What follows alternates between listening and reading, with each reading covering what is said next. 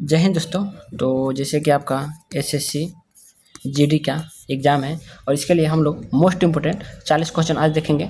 तो चलिए हम लोग फटाफट शुरू करते हैं और बहुत फास्ट तरीके से बनाएंगे, कैसे कि आपका टाइम बच सके, क्योंकि आपको 60 मिनट में 80 क्वेश्चन कराने हैं। तो चलिए शुरुआत करते हैं कि कैसे आप मैथ में अगर टाइम बच गया तो आपका पूरा पेपर अच्छा से जाएगा। ठीक है, तो मैथ का ही हम लोग 20 में 20 का टारगेट लेके चलेंगे, क्योंकि मैथ और रीजनिंग है कि आपका स्कोर बूस्ट कर सकता है।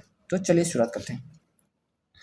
5 घंटियाँ सुबह 9 बजे एक साथ बजती है। वे 12, 18, 24 और 36, 45 सेकेंड के अंतराल पर बजती है। तो वे अगली बार कब बजेंगे? ठीक है, तो आपको पता है कि 24, 36 यानी आपका कितना हो जाएगा 360। हम लोग का इसका एलसीएम निकालेंगे। इसका एलसीएम निकालेंगे तो आपको 360 आएगा। 360 सेकेंड है ना, तो 360 सेकेंड का ये कितना मिनट के बराबर हो जाएगा? 6 मिनट। ठीक है, तो अगली बार जब भी घंटी बजेगी ना 6 मिनट बाद बजेगी। तो ये 9 बजे बजी थी, अब कितना बजे बजेगी? 9:06 में। ठीक है, तो आपका 9:06 में आपका बी आंसर हो जाएगा। ठीक है, अगला है कि एक क्रिकेट टीम के 11 खिलाड़ियों का औसत स्कोर 61 है। यदि पहले 5 खिलाड़ियों के औसत 58 है और अगले 5 का औसत 63 है, तो 11वें खिलाड़ी का स्कोर ज्ञात करें। अब देखिए हमारा स्कोर 61 है। ठीक है, तो हम 61 लिख लेंगे। ठीक है, अब इसमें प्लस क्या करना है? अब देखते हैं कि हम लोग का कॉमन कितना है। तो पहले 5 खिलाड़ियों का कितना है? 5 खिलाड़ियों का 58 है। 61 से कितना कम है? तो -3 का कमी है, यानी टोटल कितना कम हो गया? तो -15 की कमी हुआ। ठीक है, अब क्या हो गया? अगले 5 खिलाड़ी का कितना है? 63 है। ठीक है, कितना ज़्यादा है? तो 61 से 2 यानी 2 ज़्यादा है, यानी 2 गुने 5 यानी हो गया 10। यानी कितना, अगर इसका डिफरेंस करेंगे तो कितना हो जाएगा? -15 और 10। तो इसको हम जोड़ देंगे तो कितना हो जाएगा हमारा? -5। ठीक है, और यही -5 आपका जो होगा, ये कौन पूर्ति करेगा ये -5 को? तो ये -5 जो कमी हो रहा है पूरे खिलाड़ी में, 10 खिलाड़ी में, तो इसकी पूर्ति कौन कर रहा है? तो वो कर रहा है आपका 11वां खिलाड़ी। ठीक है, तो 61 तो पहले था, अब उसमें हम क्या जोड़ देंगे? 5 और जोड़ देंगे तो हमारा कितना हो जाएगा? 66 आंसर हो जाएगा। ठीक है, क्योंकि ये कमी है। अगर यहीं प्लस होता ना तो हम 61 में माइनस करते हैं, लेकिन यहाँ पे माइनस था तो ये माइनस को पूर्ति करेगा 11वां खिलाड़ी, इसलिए हम यहाँ पे प्लस करेंगे। ठीक है, तो हमारा 66 आंसर आ जाएगा। ठीक है,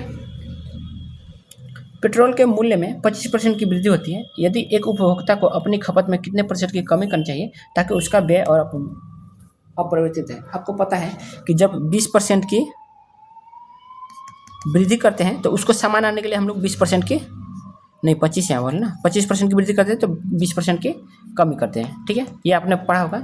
जैसे कि आपका पता है कि अगर 33% की वृद्धि करते हैं तो उसकी कमी कितना करेंगे बराबर हो जाएगा? तो वो 25% की। वहीं 20% की वृद्धि करेंगे तो कितने परसेंट कमी होगी? तो 16.66 पॉइंट की। ठीक है, तो इस तरह हम लोग का क्वेश्चन बनता है। तो 25% का था तो ये 20% यानी आपका ये हो जाएगा। ठीक है, यानी अगर मान लीजिए जैसे आपको नहीं ये पता ना, तो 100 में से बोला कि 125 यानी 125 हो गया। ठीक है, अब इसमें कितना कमी कर दिया जाए? तो 100 आ जाए तो कितना? 25 की कमी।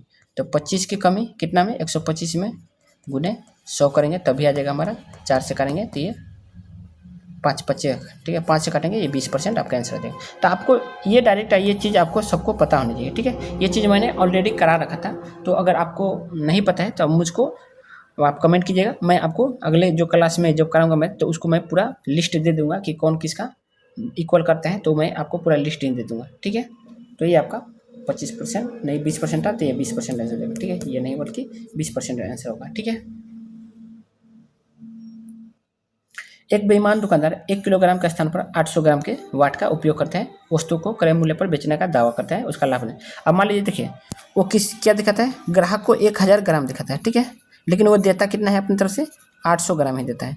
ठीक है, तो कितने का फ़ायदा कमाता है? 200 ग्राम का। तो 200 ग्राम का फ़ायदा कितना में? 800 ग्राम में गुने 100 कितना हो गया? 0 से 0 और ये का 4, ये हो गया 25, यानी आपका 25% का लाभ होगा उसमें। ठीक है, अब देखिए है कि 80,000 की राशि 10 वर्ष की दर से 2 वर्ष के लिए चक्रवृद्धि ब्याज और साधारण ब्याज के लिए बीच का अंतर क्या है? आपको पता है कि 2 वर्ष के 10% का है ना, तो अगर साधारण ब्याज 2 वर्ष का हो गया तो वो सीधे डायरेक्ट 20% होता है, लेकिन 10 का करते हैं तो हम क्या करते हैं? 10 + 10, ठीक, प्लस 10 गुने 10/100, यानी ये कितना हो जाता है चक्रवृद्धि ब्याज का 21% हो जाता है। ठीक है, तो हमारे अंतर कितना हो गया 1% का। ठीक है, और अंतर ही निकालना है, तो 80,000 का 1% कितना होता है, तो 2 जीरो हटा के 800 आंसर हो जाएगा। ठीक है, अनुपात और समानुपात का अंतर ज्ञात करें। ठीक है, तो देखिए सबको ये तो सबको पता है, जैसे ए बी और सी, तो पहले ए बी का 4 5, ठीक, फिर क्या है 3:8, तो ये तो सब कोई बनाता है, जैसे 12 15 और 40, ये आप लोग करेंगे तो 12 15 40 ये सब कोई बनाता है। लेकिन अगर जैसे इससे बड़ा हो तो आपको, अगर जैसे इससे बड़ा ही दे दिए, थोड़ा हार्ड लेवल का दे दिए इस तरह से, तो आप ऑप्शन से कैसे बना सकते हैं, तो आपको पता है कि 4 और 5 इसका है, ए बी का 4 5, तो यहाँ पे देखते हैं 4 5 ये भी है, 4 5 ये भी है, 4 5 ये भी है, लेकिन ये 5 4 है। ठीक है, तो ये नहीं हो सकता है। ठीक, और हमारा दिया है बी सी का 3 और 8, 3 और 8 ना, 3 और अनुपात 8 होना चाहिए। ठीक है, तो 3 और अनुपात 8, तो ये तो है, ये नहीं है, 5:8 है, गलत हो गया। ये 7 और 3 हो जाएगा, तो ये भी नहीं है, और ये तो था ही नहीं। तो आपका मतलब ऑप्शन से बनाने की जरूरत नहीं पड़ेगी, आप केवल ऑप्शन से बना सकते हैं, वो भी सही तरीके से, ना कि तुक्का मार के। एक कार्य को 20 दिन में और बी उस कार्य को 30 दिन में पूरा कर सकते हैं। वे 5 दिन तक साथ काम करते हैं और ए छोड़ देता है, और एफ और फिर ए छोड़ देता है, शेष कार्य बी कितने दिन में करेंगे। ठीक है, अब मान लीजिए तो ए करेगा 20 दिन में, बी करेगा 30 दिन में। ठीक, अब क्या होता है, ये 60 काम हो गया, ए का हो गया 3 ए 2, अब क्या करते हैं 5 दिनों तक वो 7 काम किए हैं, तो 5 गुने 5 यानी 25 काम किए होंगे, तो 25 काम, अब कितना बचा 35 काम बचा। ठीक, अब 35 काम को किससे करना है, बी कितने दिनों में पूरा करेगा, तो 2 के हिसाब से करेगा, तो 17.5 दिन में। ठीक, इससे भी छोटा बन सकता है, लेकिन आपको समझने के लिए ये बेस्ट है। ठीक है, एक ट्रेन 60 किलोमीटर प्रति घंटा की चाल से चलते हुए पुल को 30 सेकंड में पार करती है। यदि ट्रेन की लंबाई 200 मीटर है तो पुल की लंबाई, अब देखते हैं कि इसने टोटल लंबाई कितनी दूर तय की। ठीक है, तो 60 किलोमीटर था, लेकिन इसको पहले मीटर में करेंगे, तो 5/18 और कितने सेकंड तक 30 सेकंड। ठीक है, अब मैं 6 से इसको काटता हूँ 3 मिनट में, 3 से इसको काटता हूँ। ठीक है, तो ये 10, ये 0 0 0 0 500, यानी मेरा आ गया 500 मीटर आ गया, जिसमें से 200 मीटर लंबाई किसकी थी, ट्रेन की थी। ठीक है, तो मेरी किसकी, पुल की लंबाई है ना, तो पुल की लंबाई कितना हो जाएगा, तो पुल की लंबाई हो जाएगा 500 और ट्रेन की लंबाई घटा देंगे 200। ठीक, कितना आ गया 300 आपका आ जाएगा। ठीक, एक व्यक्ति 10 किलोमीटर प्रति घंटा की चाल से जाता है और 15 किलोमीटर प्रति घंटा की चाल से वापस आता है। पूरी यात्रा के लिए उसकी औसत चलन, अब देखिए इसका डायरेक्ट सूत्र होता है 2xy/x + y। तो ये तरीका आप लगा लीजिएगा और बना लीजिएगा। ठीक है, क्योंकि अपने आप से पढ़ डालेंगे तो जल्दी नहीं भूलेंगे एग्जाम में। एक बेलन का व्यास 14 सेंटीमीटर है और ऊंचाई 10 सेंटीमीटर है, तो बेलन के वक्रपृष्ठीय क्षेत्रफल ज्ञात करें। तो उसका क्षेत्रफल क्या होता है 2πr/h। ठीक, तो आप लोग इसमें रख के अपना आंसर बना लीजिएगा। ठीक है, ये सूत्र हो गया 2πr/h। अब इसमें बना के आप लोग कमेंट कीजिएगा, पिछले का भी और इसका भी कमेंट कर लीजिएगा। ठीक है, अब केवल गुणा करना है, कुछ नहीं करना है। ठीक, इजी भी है, व्यास है तो यहाँ पे क्या हो जाएगा, यहाँ 14 से व्यास है तो आर में हो जाएगा 7। ठीक है, तो आर के जगह 7 रखिएगा और ऊंचाई 10 रखिएगा, बाकी आपका आंसर आ जाएगा। एक शंकु की त्रिज्या 7 सेंटीमीटर है और तिर्यक ऊंचाई 25 सेंटीमीटर है, तो शंकु का आयतन लेगा। अब देखिए तिर्यक ऊंचाई 25 है और त्रिज्या 7 है, तो आपको पता है कि हाइट बराबर क्या होता है, हाइट बराबर होता है रूट तिर्यक ऊंचाई यानी 25 का स्क्वायर माइनस 7 का स्क्वायर, बराबर आ गया कितना, ये आ जाता है 25 और 7 का पता है कि आपको 24 वाला आता है। ये सबको पता नहीं कि 7 24 25 होता है, तो जब है तो ये 24 का स्क्वायर आएगा यानी आपका 24 आ जाता है। ठीक है, तो ये तो आपको दिमाग में होता है, ये अगर आप पढ़े होंगे तो ये डायरेक्ट आपको कर देते हैं, यहाँ 24 आ गया हाइट और आप निकाल लेते हैं आयतन। ठीक है, 1/3 22/7 गुने आर स्क्वायर। ठीक है, आर स्क्वायर यानी 7 गुने 7 और एच निकालते हैं डायरेक्ट, आपको निकालने की पड़ता नहीं, ये आपको लगाने की जरूरत नहीं पड़ता है, जबकि आपको पता है ट्रिपलेट। तो ठीक है, तो ये आप लोग गुणा कर लेंगे, ये से कट जाएगा 3 से, ये कट जाएगा 8, तो 7 का मल्टीपल देख लिए या 11 का मल्टीपल, 11 का तो सब कोई मल्टीपल है लगभग लगभग, तो आप 7 का मल्टीपल देखेंगे तो 7 का बहुत सारे मिल जाएंगे। तो हमको लग रहा है कि ये होना चाहिए, लेकिन 8 7 56, 56 दूनी 12, लास्ट में 2 आ गया तो ये आ जाएगा। ठीक है, हमने इकाई अंक से यूनिट। ठीक है, 7 दूनी 14, 14 के 4 8 चौके 32, तो लास्ट में 2 आएगा, तो ये इसलिए मैंने इसको मार दिया। ठीक है, आपका आंसर ये हो जाएगा। और देखिए एक चीज़ और देख सकते थे कि सब में जीरो आ रहा है, तीनों में जीरो है, लेकिन जब यहाँ पे देख रहे हैं कहीं भी जीरो है, ना ही 5 है, ठीक है। जबकि 2 के साथ 5 रहेगा तभी जीरो बनता है, तो यहाँ कहीं जीरो नहीं था तो भी आप मार सकते थे। कोई धनराशि साधारण ब्याज पर 5 वर्षों में स्वयं की दुगुनी हो जाती है, ब्याज की वार्षिक दर कहते हैं। अब देखिए 5 वर्ष में स्वयं की दुगुनी हो गई है, ठीक है, यानी 100% हो जाता है, यानी ब्याज परसेंट कितना हो गया 100%, कितना में 5 वर्ष में। तो आपको मैंने बताया होगा, जैसे मेरा अपने CI और SI साधारण ब्याज वाला देखा होगा, तो मैंने बोला है कि दर गुने समय बराबर होता है क्या, ब्याज परसेंटेज, ये मैंने बताया होगा। तो ब्याज परसेंट कितना है मेरा 100 और दर निकालना है, ठीक है, और आपका समय दिया है 5, तो दर कितना हो गया 5 से कटेगा ये 20, यानी आपका हो जाएगा 20 आंसर, 20% आ जाएगा, ठीक है। मतलब एक चीज़ है और वो अपने आप का दुगुना हो गया, ठीक है। तो यानी यहाँ पे 1 का ब्याज मिला, यानी कितना परसेंट, ये भी 1 है ये भी 1 है। आपको पता है कि हर मूलधन कितना होता है अपने आप में 100%, तो ये भी हो गया 100%, ठीक है। तो ये आपको समझना जरूरी है, आपने कभी पढ़ा होगा तो आपको पता होगा। लेकिन सबसे इजी ये है कि ये वाला चीज़ लगेगा, ये जो मैंने बताया दर गुने समय बराबर ब्याज परसेंट, ये आप लोग याद रखेगा तो बहुत जल्दी बनेगा क्वेश्चन, ठीक है। और मैं ब्याज को देखिए, मैं मानता हूँ ना साधारण ब्याज ना, और साधारण ब्याज और चक्रवृद्धि ब्याज यानी CI, ये ना परसेंटेज और लाभ हानि की तरह होता है। जैसे ना आपको बता दूँ CI ना बिल्कुल परसेंटेज में जो क्वेश्चन होता है ना, जनसंख्या वाला जो क्वेश्चन होता है ना, बिल्कुल डिट्टो इसी तरह बनता है CI का क्वेश्चन, ठीक है। तो ये आप लोग पता होना चाहिए। एक वस्तु का अंकित मूल्य 2000 रुपये, यदि उस पर 20% और 10% की 2 क्रमिक छूट दी जाती है तो विक्रय मूल्य कहते हैं। ये मैंने पिछले क्लास में जो मैंने मैथ कराया था, GD का जस्ट मैंने इससे पिछले क्लास कराया है, तो उसमें ये मैंने बताया है, तो इसका आप लोग कमेंट करिएगा, ठीक है। PQ एक कार्य को 12 और 18 दिनों में पूरा कर सकते हैं। यदि वे बारी से एकांतर काम करते हैं तो P काम शुरू करता है तो काम कितने दिन में पूरा होगा, ठीक है। अब देखिए यहाँ पे क्या है कि PQ 12 दिन में और 18 दिन में, इससे P और Q ये 12 और ये 18, तो इसका क्या हो जाएगा 12 18 का 12 5 18 5 90 और 12 90 नहीं बल्कि कितना हो जाएगा, हम लोग 180 मान लेते हैं, ठीक है। 12 का आ गया 15 और 18 का आ गया कितना 10, ठीक। तो ये आपका आ जाएगा, लेकिन इसका 180 क्यों कर भाई, 36 तो कट ही रहे ना, 36 करेंगे तो ये आ गया 3 और ये आ गया 2, ठीक है।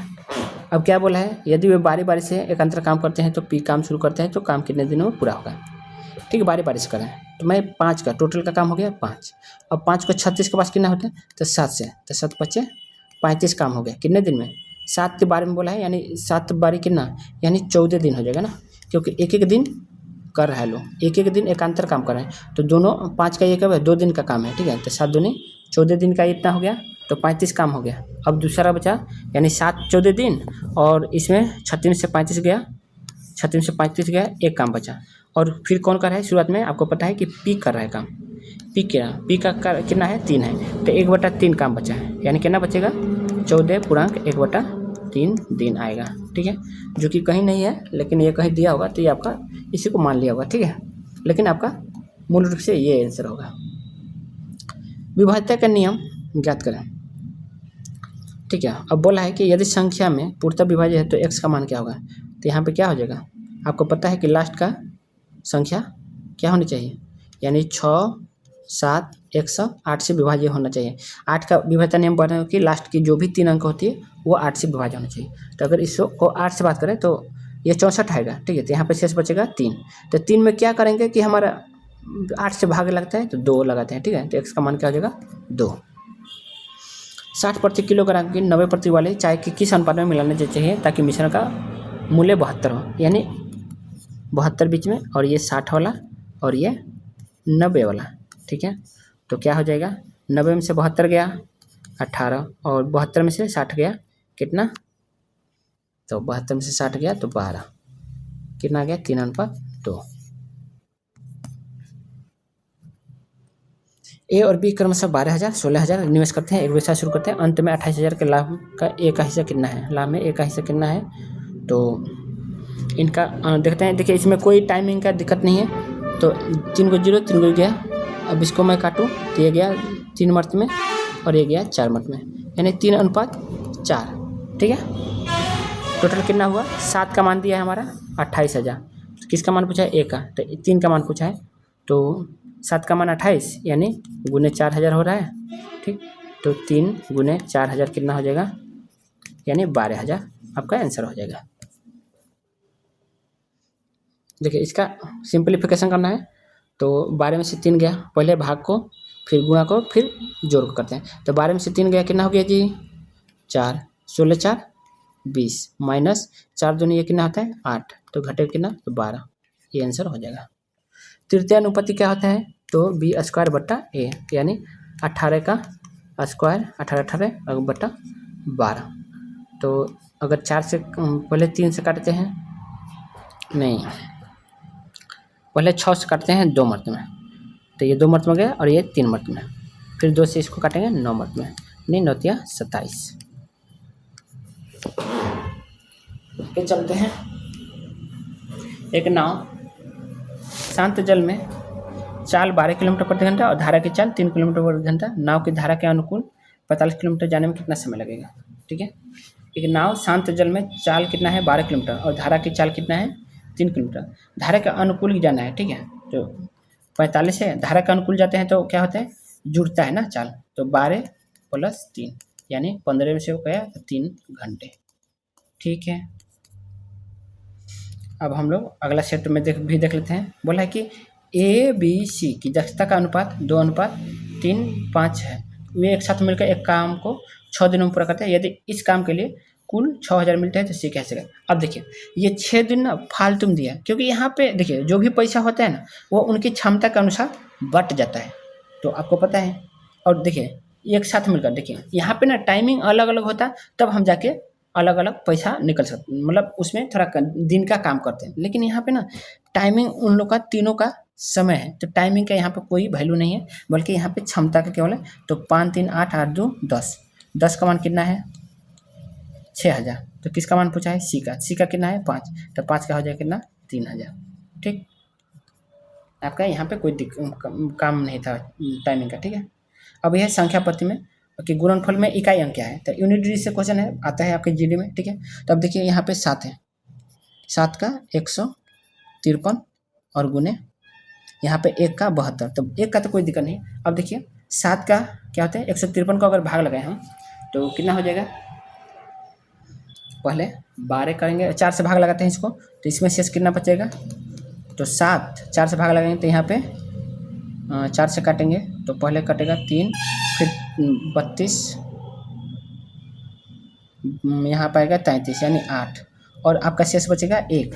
तो 7 का शेष हो गया 1 गुने 1 का 72। ठीक है, तो जबकि 7 और 1 का तो 1 ही हो जाएगा, कोई दिक्कत नहीं है। तो 7 गुने 1 कितना हो जाएगा जी? 7, तो आपका यूनिट डिजिट होगा 7। ठीक है, इसलिए आप पूछेंगे 7 में 1 पावर कहाँ से है, तो हम लोग ना जितना 4 से भाग लगाने पर जितना शेष आता है ना उसी को हम 7 का पावर मतलब पावर में कर देते हैं। ठीक है, तो 153 को जब आप 4 से भाग लगेंगे तो शेष मात्र 1 आएगा। ठीक है, इसलिए मैंने 1 लिखा है। एक व्यक्ति अपने आय का 75% खर्च करता है। यदि उसकी आय में 20% की वृद्धि होती है तो उसके व्यय में 10% की वृद्धि होती है, तो उसकी बचत में कितने प्रतिशत की वृद्धि होगी? ठीक है, अपनी आय का 75%, यानी मान लीजिए उसकी 100 है, आय 100 है, उसकी खर्च कितना है, यानी ये मान लिया आय है। ठीक, और ये मान लिया आपका खर्च, और ये मान लिया आपका बचत। ठीक है, आपको पता है कि आय बराबर क्या होता है? खर्च प्लस बचत। तो यहाँ पे 100 है तो खर्च करता है 75, तो उसकी बचत कितनी होगी? 25। ठीक है, अब मैं काटता हूँ 25 से, तो ये काटने पर क्या आ जाएगा? ठीक, तो ये 4 मर्त में गया और ये 3 और ये 1। अब क्या किया है? बोला है कि आय में 20% की वृद्धि। अगर आय में 20% की वृद्धि करें तो 80% हो गया, और व्यय में 10% की वृद्धि, 10 यानी 30% हो गया, और प्लस बचत में कितने परसेंट की ना, तो बचत में मैं मानता हूँ x% की वृद्धि हुई, यानी x% आ गया। ठीक, तो ये 30 जाके 80 से घटेगा तो कितना हो जाएगा? x बराबर, तो x% का मान आ गया आपका 50%। एक डीलर अपनी वस्तुओं पर क्रय मूल्य से 40% अधिक अंकित करता है, 20% की छूट देता है, तो उसकी शुद्ध लाभ प्रतिशत क्या होगा? ठीक है, क्रय मूल्य में 40% अंकित करता है और 20% की छूट देता है। तो मान लीजिए 100 का चीज़ है, 100 से 140 कर दिया, ठीक। अब इसमें 20% की छूट देता है, यानी 140 का कितना दिया, 80% में बेचा, ठीक है। 80% यानी 8/10, तो 10 से 0, 14 अट्ठे कितना होता है 112। तो कितना परसेंट का लाभ हुआ जी? तो 12% का लाभ हुआ, ठीक। 21,000 की ऋण 10% वार्षिक ब्याज की दर से 2 बराबर वार्षिक किस्तों में चुकाया जाना है, प्रत्येक किस्त की राशि कितनी होगी? देखिए पहले क्या होता है 2 वर्ष की ना, तो 10% हुआ, तो और दूसरा है, अब इसका ही हम लोग क्या करते हैं, इसका स्क्वायर करते हैं, तो यहाँ पे हो जाएगा 100 और यहाँ पे हो जाएगा आपका 121। देखिए पहले वर्ष में 10 से 11 हो जाएगा और दूसरे वर्ष में 100 से 100। अब देखिए 10 का क्या बोला है 10% है ना, तो 10 और 10 का 11, क्योंकि आपको पता है कि वृद्धि होकर 11 होता है। 11 देखिए 10 का जब 10% करते हैं तो हम लोग 110/100 लिखते हैं ना, तो वहीं मैंने लिखा था 10 का और ये 11 का। अब अगले साल में उसका फिर से, तो उसको हम लोग डायरेक्ट दूसरे का साल के लिए उसको स्क्वायर कर देते हैं, ठीक है। तो यहाँ 100 हो जाएगा और ये 121 हो जाएगा, इसका भी स्क्वायर और इसका भी स्क्वायर, ठीक है। 121 हो गया। तो लेकिन आपको किस्त पता है कि दोनों बराबर होते हैं, तो 11 को बराबर करने के लिए क्या करेंगे, 11 से गुणा करेंगे। जब इसको 11 से गुणा करेंगे तो इसको भी 11 से गुणा करना पड़ेगा, ठीक है। अब देखते हैं यहाँ पे कितना हो गया, 100 गुने 11 तो 110 हो गया, ठीक है। तो मैं इसको जोड़ दूंगा, तो ये मेरा कितना हो गया, ये हो गया 110 और 100 कितना हो गया 210, ठीक है। 210 का मान कितना दिया है, टोटल मेरा पैसा यही है, तो 210 का मान दिया है मेरा कितना 210, ठीक है। ये दिया है आपका 200, तो यहाँ से मैं काटता हूँ तो ये कट गया आपका, यानी इसका एक का मान आ गया 100, ठीक है। तो हमारा इसका मान निकला है, ठीक है। यही हमारा किस्त है 121 तो 121 गुने 100 कितना हो जाएगा आपका 12,100, आपका ये आंसर हो जाएगा, ठीक है। इस तरह आप बना सकते हैं, जैसे कि पहले आप देख सकते हैं 10 का, फिर हम उसमें 11 करते हैं, फिर उसका हम अगले साल के लिए स्क्वायर करते हैं, तो 100 इसमें भी स्क्वायर तो 121, यही मैंने किया था यहाँ पे, ठीक है। तो आप समझ गए होंगे। ए और बी की वर्तमान आयु का अनुपात 7:3 है, 4 वर्ष बाद उनके आयु का अनुपात 2:1 हो जाएगा। तो ए की वर्तमान आयु क्या है, ठीक है 7, ठीक है। और यहाँ पे ए की पूछा है ना, तो यहाँ पे देखिए 7 है, तो हम पहले देखेंगे ये वर्तमान आयु की है, तो ए जो भी होगा 7 से मल्टीपल होगा। हम देख रहे हैं कि कोई नहीं कट रहा है, बस ये बी और सी कट रहा है, ठीक है। तो मैं अगर 28 मानता हूँ, इसको 28 अगर मैं मान लेता हूँ, ऑप्शन से बना लो, अगर मैं 28 मान लेता हूँ तो 7 का मान 28, तो 3 का मान कितना हो जाएगा 12 हो जाएगा, ठीक है। अब 4 साल बाद, तो 4 साल बाद इसमें मैं 4 साल जोड़ूँ, तो 4 इसमें जोड़ता हूँ तो 28 4 32, और इसमें 4 साल जोड़ता हूँ तो क्या हो जाएगा 32 अच्छा 16, ठीक है। अब देख रहे हैं 2:1 आ गया, जो कि ये भी आ गया, ये शुद्ध कर रहे हैं, तो हमारा यहीं 28 होगा। अब 32 में एक बार आपको 35 में रखिएगा, आपका नहीं आएगा, क्योंकि 35 4 39 आएगा, और 39 में आपका 2 नहीं आएगा कभी, ठीक है। तो ये आपका बी वाला आंसर हो जाएगा। बल्कि आप बनाना चाहें तो ये कर सकते हैं, जैसे आप बेसिस बनाए 7:3, 4 साल में कितना हो गया, 4 वर्ष बाद 2:1 हो गया, ठीक। अब क्या करते हैं, यहाँ पे कॉमन 1 है और यहाँ पे कॉमन 4 है, ठीक है। तो 1 वाला इससे गुणा होगा और 4 वाला इनसे गुणा, तो 4 में करेंगे तो कितना होगा 4 दूनी 8, और इसमें करेंगे तो 4। अब हमारा देखेंगे कि इतना गैप है, 1 का गैप है, दोनों में क्या है 1 का यूनिट का गैप है, और 1 यूनिट का मान कितना दिया है 4 वर्ष, ठीक है। तो 7 का कितना हो जाता 7 चौके 28 वर्ष। तो आपका इस तरह भी बना सकते हैं, आपका जो मन करे वैसे बना लीजिए। पाइप ए एक टैंक को 10 घंटे में भर सकता है, पाइप बी उसे 15 घंटे में खाली कर सकता है। यदि दोनों एक साथ खोल दिया जाए तो टैंक कितने समय में भरेगा, ठीक।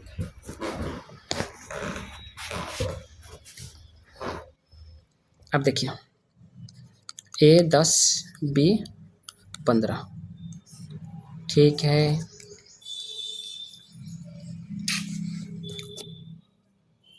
ये टोटल इसका कितना हो जाएगा 30, तो ये 3 और ये 2, ठीक है। अगर दोनों को मिलाए तो कितना हो जाएगा, ये माइनस में है, ठीक है, क्योंकि ये माइनस वाला है, तो कितना हो गया 1, तो दोनों के साथ खुले जाए तो 3 और 1 से करेंगे तो कितना हो जाएगा 30 घंटा, ठीक।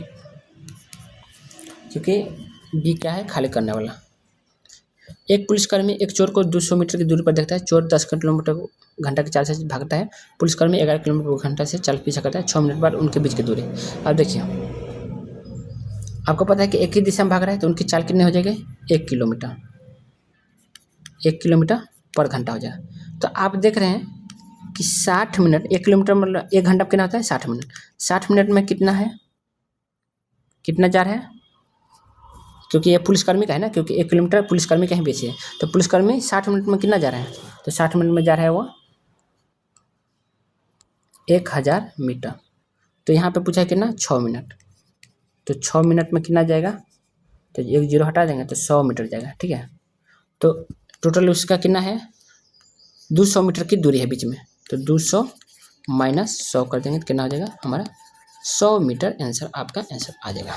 ठीक, अब देखिए यहाँ पे कन्फ्यूजन कई लोगों को होगा कि ये तो है, तो ये चोर भी तो जाएगा। देखिए कि चोर भी तो भागेगा, कि चोर को तो बस केवल वो तो पहले वाला 200 मीटर दूरी था, यानी यहाँ से यहाँ तक, जैसे यहाँ पे पुलिस है और यहाँ पे थीप है, तो यहाँ पे 200 मीटर दूरी था। तो जब ये 6 मिनट जाएगा तो थीप तो और भी भागेगा ना। लेकिन मैंने आपको यहाँ पे देखेंगे कि मैंने ये घटा के, जो मैंने घटाया ना, ये चाल घटा के मैंने थीप को रोक दिया है, चोर को रोक दिया है। जब मैंने उनका ये घटा दिया चाल एक दूसरे को, तब मैंने उसको रोक के ये भगाया था, तो वो नहीं जाएगा। ठीक है, इसलिए मैंने 200 से 100 घटाया, 100 मीटर आपका आंसर आ गया। ठीक, बाकी आप समझ गए होंगे। 15 व्यक्तियों का औसत वजन 1.2 किलोग्राम बढ़ जाता है जब उनमें से एक व्यक्ति जिसका वजन 50 केजी है के स्थान पर एक नया व्यक्ति आता है। तो नए व्यक्ति का वजन कितना होगा। ठीक है, अगर देखिए 15 व्यक्ति है, ठीक, 15 व्यक्ति है, तो 15 व्यक्ति में से एक जाता है और एक जाता है तो एक आता है। तो व्यक्तियों की संख्या में कोई बदलाव नहीं होता है। ठीक, लेकिन उनके वजन में कितना होता है, औसत वजन में 1.2 का बदलाव होता है। क्या बदलाव में क्या होता है, वो बढ़ता है। ठीक है, जब बढ़ता है यानी अगर आने वाला व्यक्ति 50 केजी का होता, अगर आने वाला व्यक्ति 50 केजी का ही होता है, जिसे जो 50 केजी का गया है, अगर वो व्यक्ति 50 केजी का ही होता है तो कोई बदलाव नहीं होता। लेकिन वो आया है तो प्लस जोड़ा होगा, क्योंकि वो ज़्यादा होगा तभी तो वजन ज़्यादा कर रहा है ना। तो कितने लोगों में बदलाव कर रहा है पहले, तो 15 लोगों में। कितने का बदलाव कर रहे हैं, कितने का, तो 15 लोगों में। 15 लोगों में कितने का बदलाव, 1.2 का, तो 1.2 अब करेंगे तो मेरा कितना आ जाएगा, 15 1.2 का कितना होता है, तो इसका अगर आप करेंगे तो आता है इसका 118, यानी 180 आएगा, दशमलव लगाएंगे तो यानी 18। तो 50 और 18 कितना करेंगे तो हमारा 68 आंसर आ जाएगा। ठीक है, सब कोई समझ गए होंगे। यदि एक गोले की त्रिज्या 10% कम कर दिया जाए, गोले की त्रिज्या को 10% कम कर दिया जाए तो इसका पृष्ठीय क्षेत्रफल कितने % की कमी होगी। ठीक है, 10% कम कर दें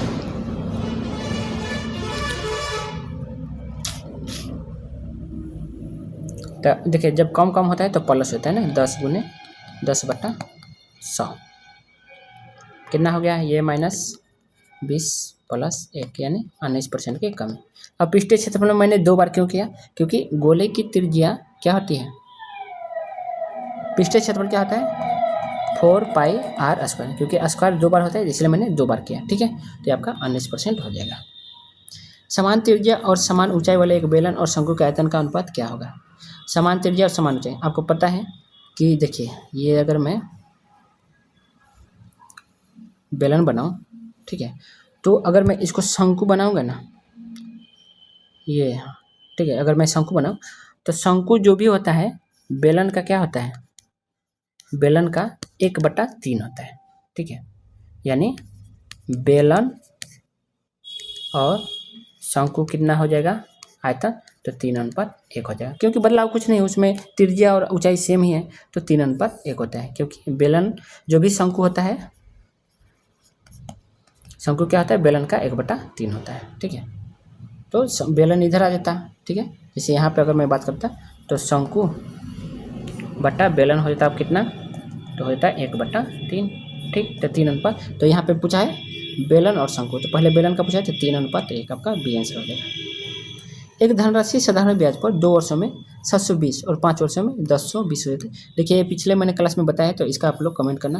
पिछले क्लास में ही जस्ट बताया, जो जस्ट इसके पीछे जो क्लास कराया था उसमें मैंने बता दिया है। वो बड़ी से बड़ी संख्या ज्ञात कीजिए जो 125, ये भी क्वेश्चन मैंने कराया है, तो इसका भी कमेंट करना, ठीक है। 60 लीटर के मिश्रण में दूध और पानी का अनुपात 2:1 है, इसमें कितना और पानी मिला जाए कि 1:2 हो जाए। पहले था 2:1, अब क्या है 1:2, ठीक। अब देखिए इसमें क्या मिलाया गया है, पानी मिलाया गया है, ठीक है, जबकि ये कितना था मिल्क और ये वाटर का था। इसमें मिल्क नहीं मिलाया गया, यानी मिल्क जितना पहले था अभी उतना ही होना चाहिए, यानी मिल्क में कोई बदलाव नहीं हुआ। तो जिससे पहले मिल्क 2 था तो अभी तो 2 होना चाहिए ना। अगर मैं इसको 2 बनाऊँ तो इसको इसमें 2 तो इसका तो 4 होना चाहिए ना, क्योंकि एक में 2 कर रहा हूँ तो इसमें भी करेंगे 2 तो ये 4 हो गया। इसमें कितने की बढ़ोतरी हुई, 3 यूनिट की बढ़ोतरी हुई। 3 यूनिट का बढ़ोतरी, कितना दूध बोला है 60 लीटर, लीटर में कितना है 60 लीटर, ठीक है। तो 1 यूनिट का कितना हो जाएगा, तो 1 यूनिट का हो जाएगा 20 लीटर, ठीक। किसका मान पूछा है, इसमें दूध और पानी का अनुपात, इसमें कितना और पानी मिलाया जाए कि यह अनुपात, ओहो सॉरी, ये 2 और 1, 3 का मान कितना है 60 लीटर है, ठीक है। और यह 3 का यूनिट का मान ही पूछ रहा है, ठीक है। जब 3 यूनिट का मान पूछ रहा है तो कितना हो जाएगा जी 60 लीटर ही आपका आंसर आएगा, ठीक है। क्योंकि 2, 1, 3 ऑलरेडी 60 लीटर था और यहाँ भी 3 यूनिट की बढ़ोतरी हुई है, तो भी 3 यूनिट का है, तो 3 यूनिट का भी 60 लीटर ही हो जाएगा, ठीक है। तो ये आपका आंसर हो जाएगा। ये आपको बोर्ड मास की तरफ से करना है। तो पहले हम भाग करेंगे तो कितना आ जाएगा 4 आ जाएगा, 3 दूनी 6 आ जाएगा, यानी 6 + 4 है। और ये भाग करेंगे तो कितना हो जाएगा 5, 5 × 4 यानी 5 के 20 - 6 और ये 4, तो 20 में से 6 गया, कितना हो गया, तो 20 चौके 20 4 24, 24 में से 6 गया 18, आपका आंसर आ जाएगा, ठीक। तृतीय अनुपाती क्या होता है, तो b² बटा a, अभी जस्ट मैंने पीछे भी बताया। तो 0.2 × 0.2 और 0.8, तो दशमलव से दशमलव ये भी गया, तो 2 से ये गया 4, ठीक। ये दशमलव को मैं नीचे करता हूँ ×10, ठीक। तो अगर मैं ये 2 से 2 गया 20, ठीक है। तो नीचे क्या आ जाएगा 1/20। अब इसको मैं करूँ तो क्या इतना आ जाएगा 0.0, अगर ये क्या करेंगे 100 तो 5 आ जाएगा, ठीक है। हमारा ये आंसर आएगा, ठीक।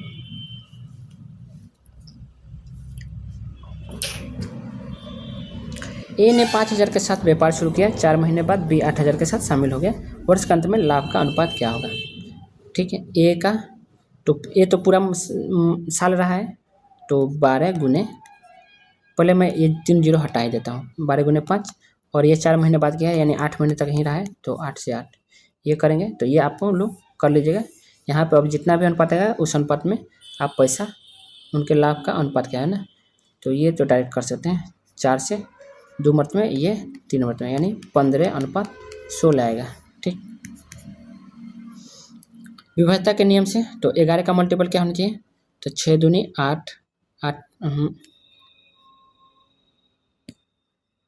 6 दूनी 8, 8 16, 16 और 9 25, 25 1 7 8, 8 अब ये -8 + y ये होना चाहिए, और कितना आना चाहिए, या तो 11 होना चाहिए या 11 या 0 होना चाहिए, ठीक है। तो 25 में से पहले मैं 8 घटाऊंगा, कितना आ गया 17, और ये भी आएगा -y बराबर, मैं 11 ही करता, क्योंकि 11 ही 0 कर देंगे तो वो 2 अंकों में आ जाएगा, क्योंकि एक ही अंक आना चाहिए, ठीक है। तो कितना आ जाएगा, यह आपका y का मान आ जाएगा 6, तो यहाँ पे 6 नहीं दिया, लेकिन आपका आंसर 6 ही होगा, ठीक है।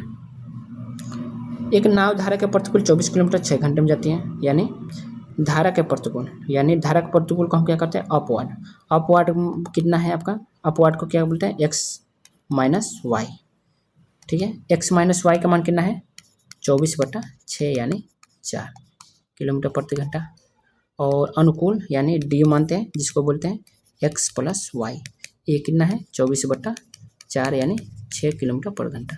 अब शांत जल में नाव की चाल बन। अब देखिए जब मैं बोलता हूँ नाव की निकालना है तो x का मान निकालना हो ना, तो क्या करते हैं, दोनों को जोड़ के 2 से भाग करते हैं। तो x का मान आ जाएगा 4 + 6/2 यानी 5 आ जाएगा। अगर y निकालना होता है तो हम क्या करते हैं, 6 - 4 यानी बड़े में से छोटा घटाते हैं और फिर उसका मान, तो 6 में से 4 गया 2, 2 का 2 यानी आपका 1 आ जाता है।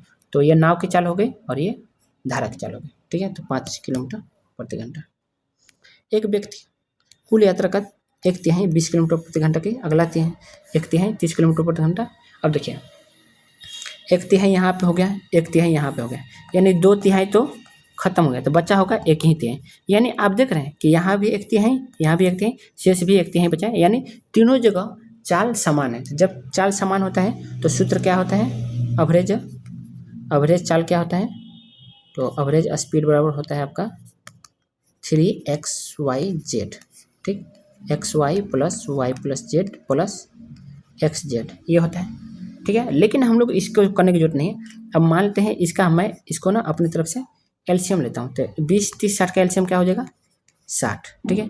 तो मैं ना 60 से सबको भाग करता हूँ, तो 20 से करूँगा तो कितना आ जाएगा मेरा टाइमिंग, तो 3।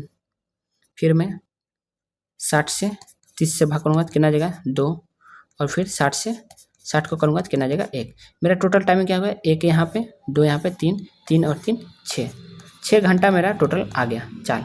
और मेरा टोटल डिस्टेंस कितना हो गया, तो 60 यह था, 60 यह था, 60 यह था, यानी 180 से करूँगा तो कितना आ जाएगा मेरा, तो 30 मेरा घंटा यानी किलोमीटर प्रति घंटा आ जाएगा, ठीक है। ये चाल हो गया 30 किलोमीटर प्रति घंटा, मेरा आंसर हो जाएगा। बाकी आप ये सूत्र भी लगा सकते थे, ये भी लगाते तो आपका आंसर आ जाता। बाकी आपकी जो मर्जी जो मन करे वो लगा लीजिएगा, ठीक है।